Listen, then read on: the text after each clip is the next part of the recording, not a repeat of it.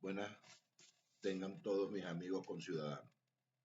En el marco del aniversario de mi consultorio y como consecuencia de haber observado una relajación social no solo en mi país, sino en nuestra región, en este último acto político realizado recientemente el pasado domingo, donde observé con mucha preocupación, malestar y disgusto cómo las personas salieron a la calle sin ningún tipo de cuidado, como si la situación sanitaria de peligro ya no existiera. Quiero contribuir en ampliar los conocimientos e información a un tema médico sumamente importante y de interés vital para todos, como es esta enfermedad del COVID y a la vacunación. Enfermedad pandémica que tanto ha causado malestar y dolor a nivel mundial. Debo comenzar aclarando que esta es una enfermedad muy dinámica, sujeta a cambios constantes y por lo tanto a información muy variada, comenzando con la curva de transmisibilidad de casos nuevos que se actualizan constantemente.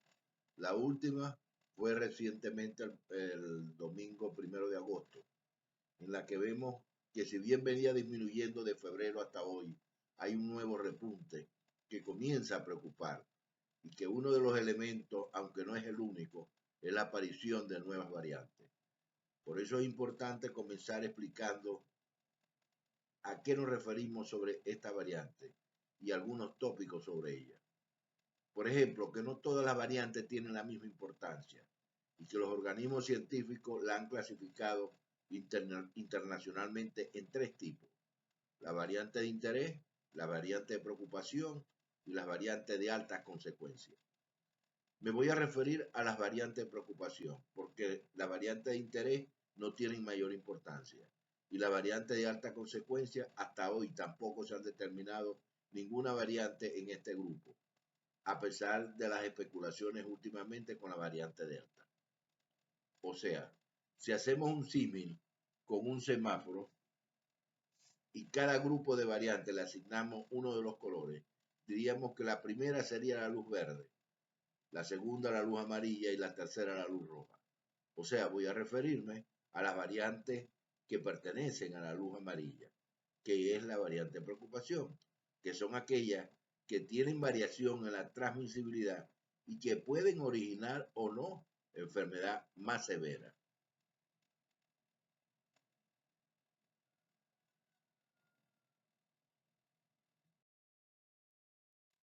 A estas variantes se le asignan nombres según la Organización Mundial de la Salud, el lenguaje Pango de numeración griega: alfa, beta, gamma, delta, etc. Por otro lado, tenemos que tener en cuenta es que estas variantes tienen una especie de juego entre ellas, como de una danza, que hacen que cuando una sube, la otra baja. Pero esto no es por capricho o porque ellas son malvadas y se quieren comportar así para destruir al ser humano, sino porque esa es su evolución natural. Por ejemplo, la variante alfa apareció en Brasil, por eso se le decía brasilera. Tuvo su auge aproximadamente en abril, apareciendo en 37 países, y luego ha venido disminuyendo en el mundo. La beta de la zona sur de Inglaterra se detectó en 114 países, también viene bajando. Luego la variante gamma en la zona surafricana, que también viene bajando, se detectó en 68 países. Y la más preocupante actualmente es la variante delta, originaria de la India. Viene aumentando progresivamente en el mundo y es la más activa, y ya hay 107 países que se han detectado, entre ellas Venezuela, y según los estudios, en 2 o 3 semanas la variante delta será la predominante en nuestro país. Y esto es muy importante porque esta variante tiene una muy alta tasa de transmisibilidad, no quizás de alta severidad en las manifestaciones clínicas. Además, en un reciente estudio de vacunación entre Indonesia e India, que hay una baja tasa de vacunación, su comportamiento es simétrico. O sea, han crecido los casos y han crecido los muertos. Pero en el Reino Unido, que es alta la vacunación, han crecido los casos, pero no los muertos. Entonces, esto habla del efecto beneficioso de la vacunación. Cuando compararon la vacuna AstraZeneca con Pfizer, observaron un 40% de efectividad con una sola dosis y un 85% con ambas dosis, para AstraZeneca y para Pfizer.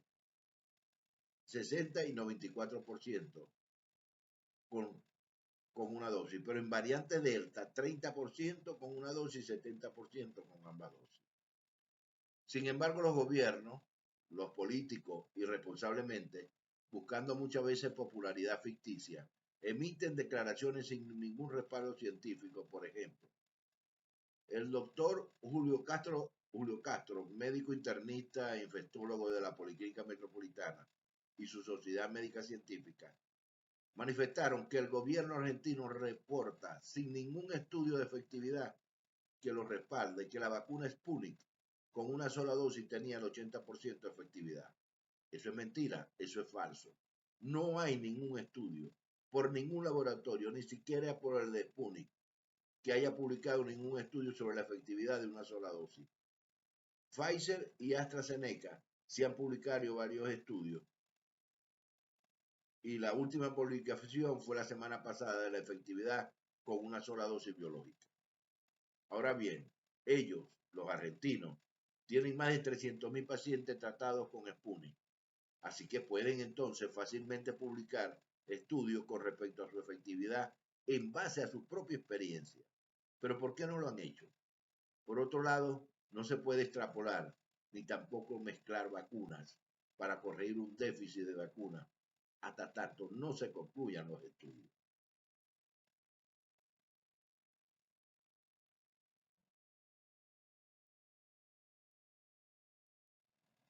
En verdad, hasta ahora lo correcto y respaldado científicamente es que se deben esperar de 90 a 120 días, esperar que se le coloque la segunda dosis. Y si esta segunda dosis no ocurre, entonces comenzar un nuevo esquema y complementarlo. Solo así quizás podemos cortar la transmisibilidad, porque lo que sí está comprobado es que entre más alta es la transmisibilidad, más alta es la posibilidad de aparecer variantes. Yo entiendo que no hay vacunas suficientes en el mundo para todos los seres humanos. Entonces los gobiernos, al no tener cierta responsabilidad ética, cortan el esquema para ahorrar vacunas, a pesar de que no hay información clara de que cierto esquema es mejor que otro.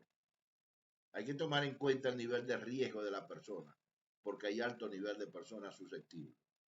Lo que no se debe hacer es ir para adelante y para atrás. Esto no tiene sentido. Una cosa es lo que dicen los políticos o los gobiernos para rendir o ahorrar vacunas, y otra es lo que dicen los estudios de protección de inmunodensidad. Es posible que pueda tener cierta lógica de extender más tiempo una segunda dosis para ahorrar vacunas como política de salud pública.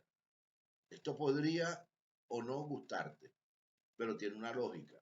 Por ejemplo, si yo tengo 1.000 vacunas para vacunar a 500 personas con las dos dosis, a lo mejor decido vacunar 1.000 con una sola dosis y es tener el tiempo de espera para la segunda dosis. Porque la vacuna no se vence como la cédula, como un documento. Ella induce a nuestro organismo a producir anticuerpos para defenderse de una enfermedad y puede ir disminuyendo paulatinamente en el tiempo esa defensa. Y hasta ahora no se sabe en cuánto tiempo ocurre. Lo que no es correcto es que un día te digan se vacunará la segunda dosis al tanto tiempo, después solamente hasta tanto tiempo y después aparece otra información. O sea que un día te digan una cosa y luego otra. ¿Por qué? Porque eso no tiene ningún tipo de lógica científica. Y esto sucede porque no hay una planificación.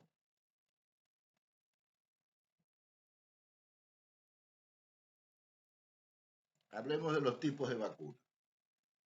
Tenemos actualmente varios, varios tipos de vacunas en fabricación o que han sido aprobadas, no como ocurría anteriormente, que prácticamente se fabricaran de una sola manera. Tenemos la vacuna de ARN mensajero, que contiene material del virus que causa el COVID-19, el cual lo que hace es instruir a nuestras células en el organismo para que crea una proteína inocua, que es exclusiva del virus. De esta manera, entonces, el organismo reconoce que esa proteína que le estamos introduciendo no debería estar presente. Entonces crea linfocitos T y B que recordarán cómo defenderse del virus que causa el COVID-19 en caso de que sufra una infección. Este tipo de vacuna es la de Pfizer Biotech, que fue creada por Estados Unidos y Alemania. Se dan en 2 dosis de inyección intramuscular cada 21 días, con una efectividad del 95%. Y la Moderna, que también la creó los Estados Unidos y Massachusetts, es un tipo de vacuna de RNA mensajero, también 2 dosis, con 28 días entre ambas, con una efectividad del 94%. Luego tenemos la vacuna de vector viral, la de Janssen de Johnson Johnson, que fue creada por Estados Unidos conjuntamente con Europa y Bélgica.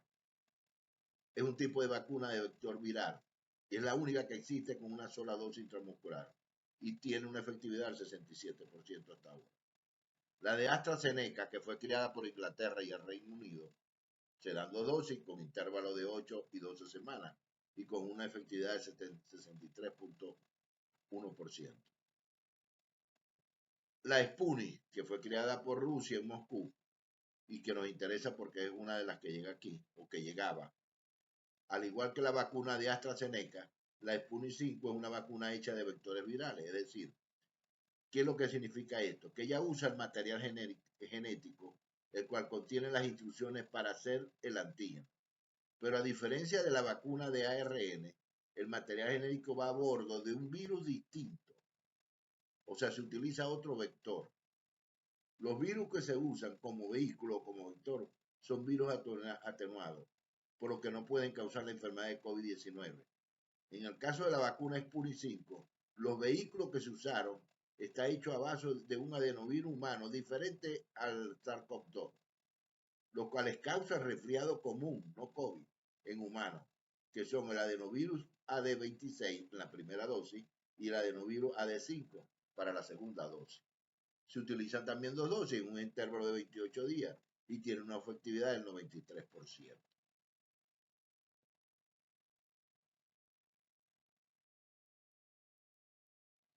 Luego tenemos la vacuna de virus inactivado, como las vacunas chinas, la de Sinovac o Sinopharm. Es una de las que actualmente se aplica en nuestro país, se aplica también en Perú. Este tipo de vacunas utilizan una versión debilitada o inactiva del COVID-19 para provocar una respuesta inmune. Dicha versión del virus es alterada genéticamente para ser incapaz de reproducirse y así genera una respuesta inmune en el organismo sin representar un peligro. Luego tenemos que apartar todos los mitos que han surgido en base a la vacuna. Por ejemplo, primer mito, si ya has tenido la COVID-19 no necesitas vacunarte. Es importante que te vacunes, incluso si ya has contraído el COVID-19. Esto se debe a que los expertos no saben por cuánto tiempo está protegido contra el COVID-19 después de una infección previa o si estás protegido en absoluto.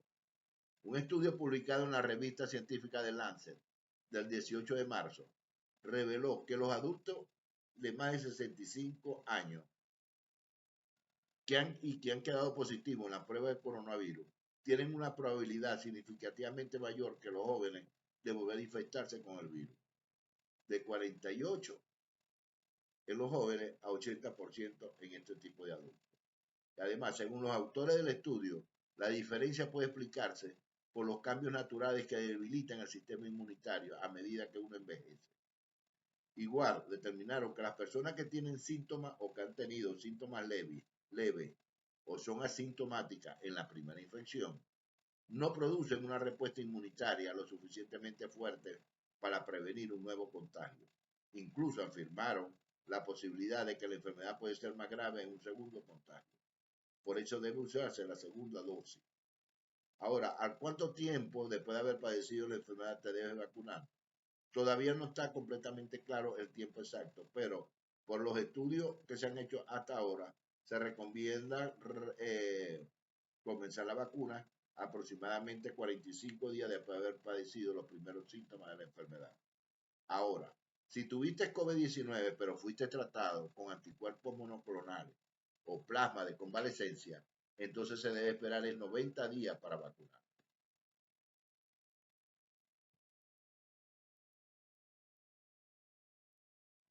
Segundo mito, por ejemplo, que una vez que recibes la vacuna contra el coronavirus eres inmune de por vida. La verdad es que se están realizando estudios para determinar la duración de la inmunidad de una vacuna. pero es probable que necesites vacunarte periódicamente, quizás una vez cada 3 años o cada año, como la vacuna de la gripe. Otro mito es que puedes deshacerte de tu mascarilla después de vacunarte. Tras la última dosis de la vacuna, el organismo tarda más o menos 2 semanas en estar totalmente protegido contra el coronavirus. Pero incluso después de esas 2 semanas, hay que seguir usando una mascarilla y practicar distanciamiento social en la mayoría de las situaciones. Esto se debe en parte a que los investigadores aún no saben si la vacuna puede prevenir la transmisión del virus. Esto significa que es posible que aunque no tengas la enfermedad, estás vacunado, no se sabe si puedes portar el virus después de recibir la vacuna y transmitirlo silenciosamente a los demás, aunque no tenga síntomas, y seguirá propagándose y enfermando a las personas hasta que el país alcance la inmunidad colectiva o inmunidad de rebaño, que esto ocurre entre el 70 y el 85% de la población que esté vacunada. Como cuarto mito, las vacunas contienen el virus vivo que causa el coronavirus. Ninguna de las vacunas autorizadas utilizan el virus vivo que causa el COVID-19 y no pueden transmitir la enfermedad. En cambio, las vacunas actualmente utilizan técnicas científicas para entrenar al organismo a reconocer y combatir el coronavirus. Otro mito es que las vacunas de ARN mensajero pueden alterar tu ADN. Te pueden salir monstruos, etcétera, y vas a modificar al humano en el futuro. Nada más falso que eso. Las vacunas contra el COVID-19 no cambian tu ADN. La vacuna de Pfizer Biotech y la Moderna utilizan un nuevo tipo de tecnología denominada ARN mensajero o ARNM para abreviar. O sea, piensas en el ARN mensajero como un manual de instrucciones. Lo que hace es que dirige al cuerpo a desarrollar una respuesta inmunitaria a una infección específica. El ARN mensajero nunca entra en el núcleo de la célula de uno, que es donde se guarda nuestro ADN. Esto significa que el ARN mensajero no afecta ni interactúa con nuestro ADN de ninguna manera. La vacuna contra el COVID-19 de Johnson Johnson, por ejemplo, utiliza un virus inocuo. No es un coronavirus. Y lo que hace es dar instrucciones a las células para que empiecen a crear inmunidad. Las instrucciones se entregan en forma de material genético que no se integra en el ADN.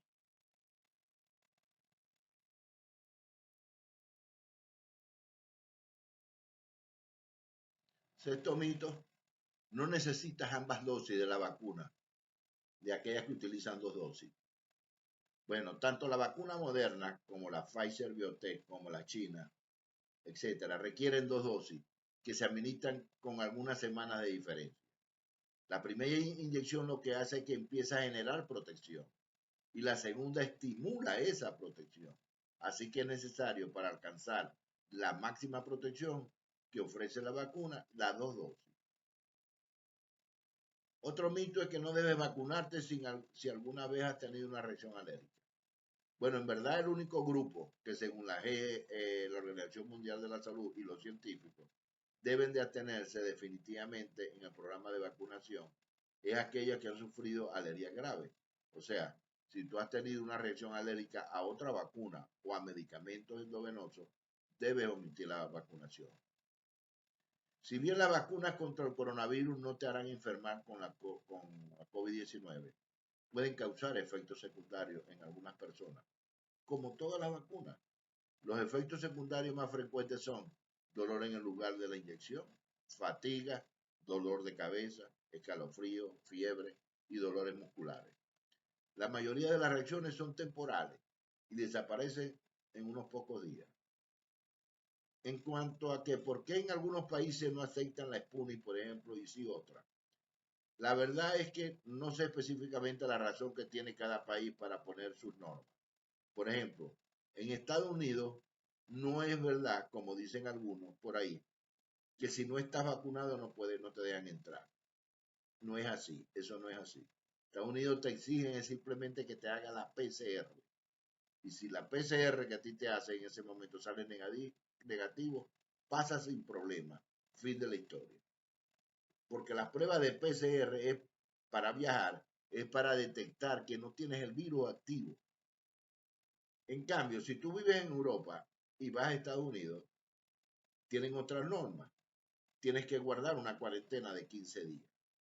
O sea, cada país tiene unas normas para viajar. Así que el que va a viajar tiene que enterarse cuáles son las normas de ese país para usted. Y debe cumplirlas porque son las normas de ese país. Por ejemplo, vas a Chile, no puedes entrar, por lo menos hasta la semana pasada. Está cerrado. Reino Unido no acepta personas que no cumplan con 15 días de cuarentena en unos puntos asignados por ellos.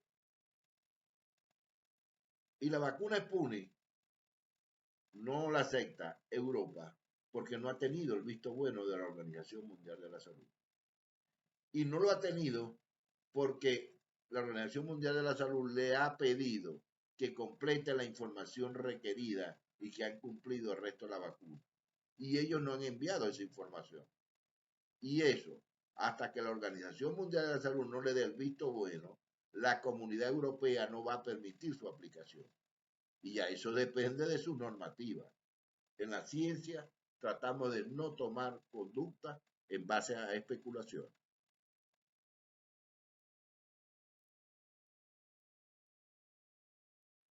En cuanto al consumo de licor, que me han preguntado muchas veces para la vacuna, la verdad es que no hay ninguna razón inmunológica para contraindicar el consumo de licor cuando tú te vacunas. Lo que es, sí es verdad que no es lógico y es una falta de sentido común, que si tú te vacunas, por ejemplo, hoy en la mañana, en la noche venga y te vas a embriagar hasta la inconsciencia, sin limitación. Eso es una falta de sentido común y está fuera de toda lógica. En cuanto a realizar pruebas de anticuerpos para ver la respuesta inmunológica después de la vacuna o de la enfermedad, en lo personal, por todos los reportes obtenidos hasta hoy, hay muchos falsos negativos y falsos positivos para el SARS-CoV-2. Así que no se hagan nada. No tiene ningún sentido hacerte anticuerpos ni antes ni después, porque el 90% son falsos, sean del laboratorio que sea. No sirve para COVID. En cuanto a las embarazadas, que es mi campo, puesto que soy ginecostetra, la enfermedad en sí aumenta el riesgo de complicaciones severas respiratorias cuando la mujer está embarazada. Eso es cierto. Además, aumenta el riesgo de parto prematuro. Pero con la vacunación no se ha determinado en estudios científicos su contraindicación. Por lo que no hay razón para pensar que hace daño al bebé, que tiene efecto teratogénico, porque la vacuna no tiene virus vivo atenuado en ninguna. Sin embargo, como precaución, se podría evitar, o es mi recomendación, en el periodo embriogénico, de la embriogénesis, o sea, antes de las 12 semanas.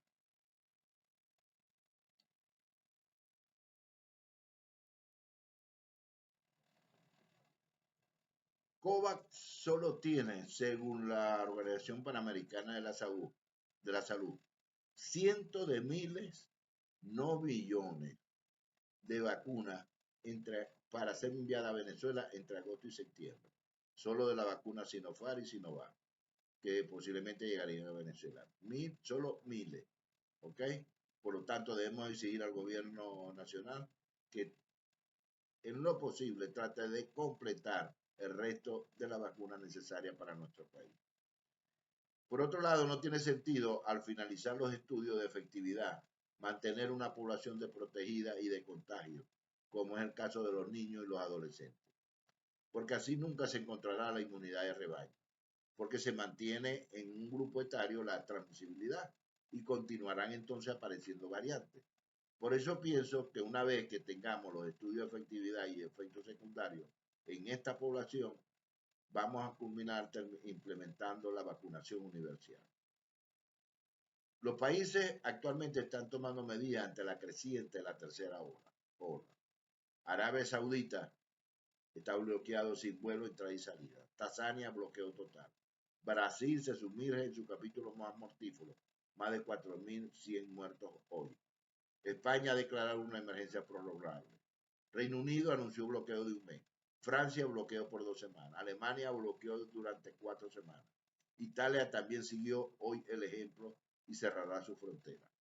Así que debemos tener mucho cuidado y no andar relajado y tomar todas las precauciones. Conviértase usted también en un comunicador de alerta entre amigos y familiares. Salve a todo lo que pueda de la tercera oleada. No podemos tomar la segunda fase de bloqueo como si nada haya pasado.